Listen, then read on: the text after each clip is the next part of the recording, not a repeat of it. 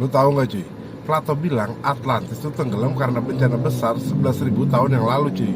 Nah menariknya di waktu yang sama wilayah Nusantara tuh kehilangan daratan luas akibat naiknya air laut. Nah kebetulan atau fakta cuy?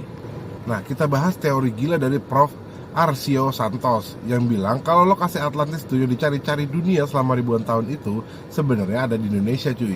Nah di dalam bukunya tuh Atlantis, The Lost Continent Finally Found, dia ngebuktiin kalau deskripsi Plato soal negeri yang kaya akan emas, rempah, dan gunung berapi itu cuma cocok sama kondisi geofisika Nusantara cuy.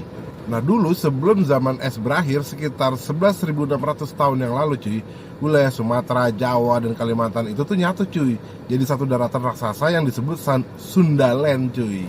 Nah pas es di kutub mencair, dalam waktu singkat cuy, daratan luas ini tenggelam dan berubah jadi ribuan pulau yang kita tinggali sekarang ini nih. Nah kejadian ini tuh pas banget sama catatan Plato soal Atlantis yang lenyap cuy.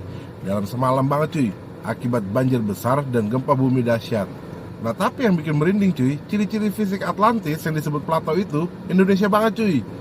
Plato itu nyebut Atlantis punya banyak gajah, kelapa, dan tanahnya tuh merah karena batuan vulkanik cuy. Nah semua itu adalah ciri-ciri khas alam Nusantara yang nggak ada di Eropa cuy. Nah selain itu Dr. Stephen Oppenheimer dalam bukunya Eden in the East ngebuktiin kalau banjir besar di Sundaland inilah yang memicu penyebaran budaya, bahasa, teknologi pertanian ke seluruh dunia cuy, termasuk ke Mesir dan Sumeria cuy.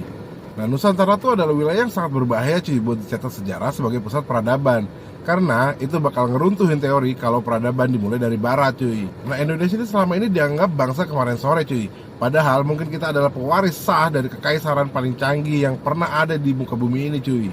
Bukti genetik juga nunjukin kalau penduduk Asia Tenggara adalah salah satu populasi tertua yang gak pernah berpindah tempat sejak zaman es cuy.